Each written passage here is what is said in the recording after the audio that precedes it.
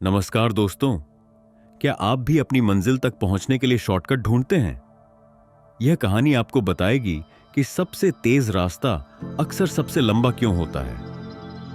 आरव ने गुस्से में लैपटॉप का ढक्कन पटकते हुए कहा, उफ, यह काम ही नहीं कर रहा है। दादाजी, मुझे लगता है यह ऐप बनाने का आइडिया ही बेकार है। मैं इसे छोड़ रहा हूं। दादाजी ने धीरे से अपना अखबार नीचे रखते हुए कहा, अरे क्या हुआ? अभी तो तुम बड़े उत्साह से इस पर काम कर रहे थे। आरव ने कहा, दादाजी, 1 हफ्ता हो गया है, पर मेरे कोड में कोई ना कोई बग आ जाती है। मैं जो परिणाम तुरंत चाहता हूं वो मिल ही नहीं रहा है। इसमें बहुत समय लग रहा है। शायद मैं एक अच्छा कोडर नहीं बन सकता। दादाजी ने मुस्कुराते हुए कहा, बेटा, क्या एक बीज को जमीन में डालते ही अगले दिन उस पर फल लग जाते हैं? आरव ने कहा, नहीं दादाजी, उसमें तो महीनों या सालों लगते हैं। दादाजी ने कहा, बिल्कुल। उसे सही मिट्टी, पानी, धूप और सबसे महत्वपूर्ण समय चाहिए होता है। तुम्हारा यह कोड भी एक बीज की तरह ही है। इसे भी समय चाहिए। तुम्हारी इसी अधीरता पर मुझे एक बहुत पुरानी पर आज के समय के लिए बिल्कुल सटीक कहानी याद आ गई। आरव ने कहा, कहानी? पर यह कोडिंग की समस्या है दादाजी। कहानी से क्या होगा? दादाजी ने कहा, बेटा, माध्यम बदल जाते हैं, पर जीवन के सिद्धांत नहीं बदलते। क्योंकि जिंदगी में जिसने समय को मान लिया, उसने अपने आप को जान लिया। जब तुम किसी मुश्किल काम को पूरा समय देते हो तो तुम सिर्फ उस काम को नहीं सीखते, तुम अपने धैर्य, अपनी सीमाओं और अपनी असल क्षमता को भी जानते हो। सुनो, यह कहानी है स्वर्ण द्वीप की 2 महान वास्तुकारों की। आरव उत्सुकता से दादाजी की ओर देखता है। दादाजी अपनी आंखों में एक पुरानी चमक के साथ कहानी सुनाना शुरू करते हैं। दादाजी ने कहानी शुरू की। बहुत समय पहले समुद्र के बीच स्वर्ण द्वीप नाम का एक बहुत ही उन्नत और समृद्ध राज्य था। वहां के लोग कला और विज्ञान दोनों में बहुत आगे थे। उस राज्य की सबसे बड़ी चुनौती थी समुद्र की लहरें, जो हर साल मॉनसून में द्वीप के किनारों को काट देती थीं, जिससे गांव के गांव तबाह हो जाते थे। उस राज्य की महारानी ने एक घोषणा की। उन्होंने अपने 2 सर्वश्रेष्ठ युवा वास्तुकारों, क्षितिज और समीर, को दरबार में बुलाया। क्षितिज असाधारण रूप से प्रतिभाशाली और तेज दिमाग का था। उसे आधुनिक यंत्रों और त्वरित समाधानों पर बहुत भरोसा था। उसे लगता था कि दुनिया की हर समस्या का समाधान गति और तकनीक से तुरंत निकाला जा सकता है। वहीं दूसरी ओर समीर भी बहुत ज्ञानी था, पर उसका स्वभाव शांत और धैर्यवान था। वह मानता था कि किसी भी समस्या को हल करने से पहले उसकी आत्मा को समझना और उसके साथ समय बिताना जरूरी है। महारानी ने कहा, तुम दोनों को द्वीप के सबसे संवेदनशील दक्षिणी तट पर एक ऐसी सुरक्षा दीवार और जल प्रबंधन प्रणाली का निर्माण करना है जो आने वाले 100 वर्षों तक समुद्र के किसी भी प्रहार को झेल सके। इस कार्य के लिए तुम्हारे पास 1 वर्ष का समय है।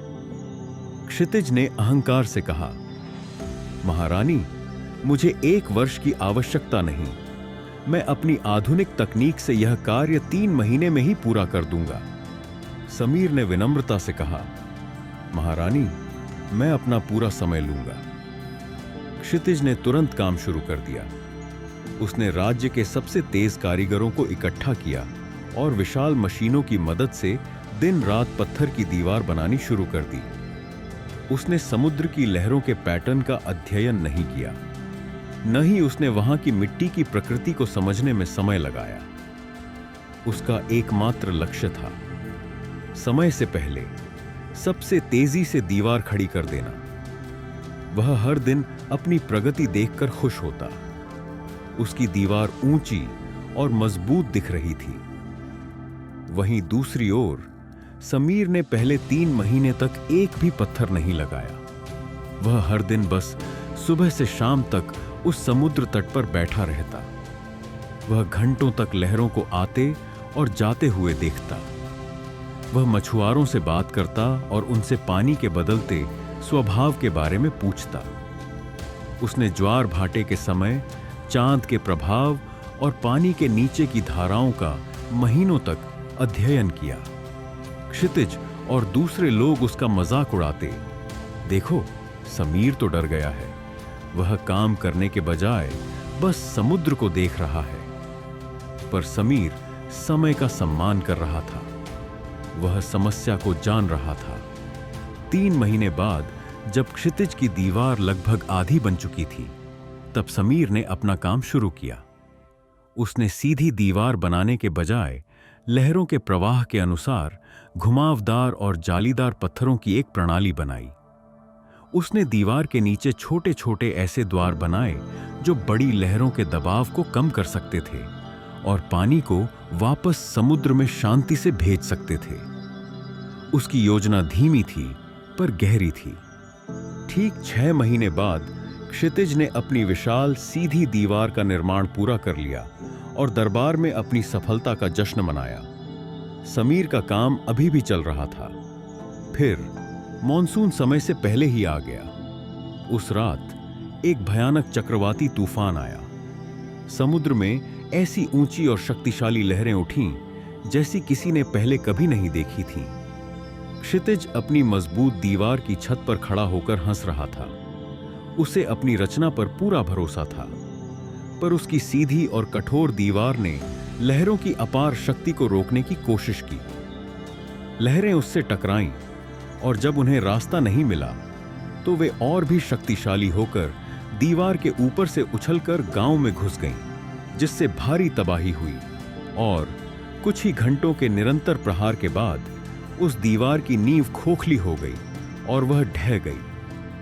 क्षितिज का 6 महीने का काम और उसका अहंकार सब कुछ समुद्र में समा गया। अब सब लोग डरकर समीर की अधूरी रचना की ओर देखने लगे, पर वहां एक चमत्कार हो रहा था। समीर की घुमावदार और जालीदार दीवार लहरों से लड़ नहीं रही थी, वह उनके साथ नृत्य कर रही थी। लहरें आती, जालीदार पत्थरों से टकराकर उनकी शक्ति कम हो जाती और नीचे बने द्वारों से पानी का दबाव निकल जाता। उसकी दीवार ने लहरों के क्रोध को स्वीकार किया और उसे शांति से दिशा दी। एक बूंद, एक पानी भी गांव के अंदर नहीं आया। अगली सुबह जब तूफान शांत हुआ तो क्षितिज की दीवार का नामो निशान नहीं था, पर समीर की रचना शांति से खड़ी थी, जैसे वह हमेशा से उसी समुद्र का हिस्सा हो। महारानी ने समीर को बुलाया और कहा, क्षितिज ने पत्थर की दीवार बनाई थी, पर तुमने समय और स्वभाव को समझकर बनाई। उसने समय को हराने की कोशिश की और हार गया। तुमने समय को सम्मान दिया और जीत गए। उस दिन समीर को राज्य का मुख्य वास्तुकार बनाया गया। दादाजी ने कहा, तो आरव बेटा, तुम्हारा कोड उस सुरक्षा दीवार की तरह है। अगर तुम जल्दबाजी करोगे, बिना समस्या की गहराई को समझे, तो तुम्हारा ऐप बार बार क्रैश, ढहा होता रहेगा। पर अगर तुम समय दोगे, हर एक कोड की लाइन को, हर एक बग, गड़बड़ी सी को समझोगे, तो तुम एक ऐसा मजबूत और सुंदर ऐप बना पाओगे जो हर चुनौती को झेल सके। कोडिंग सीखना केवल तेजी से टाइप करना नहीं है, यह धैर्य, समस्या समाधान और खुद को जानने की एक यात्रा है। इस यात्रा को समय दो, क्योंकि जिसने समय को मान लिया, उसने अपने आप को जान लिया। आरव की आंखों में अब निराशा की जगह एक नई समझ और शांति है। वह धीरे से अपना लैपटॉप उठाता है, उसे खोलता है और इस बार गुस्से में नहीं, बल्कि एक शांत और खोजी मुस्कान के साथ अपने कोड को देखना शुरू करता है। कहानी पसंद आई तो एक लाइक तो बनता है। कमेंट करके बताइए इस कहानी से आपने क्या सीखा।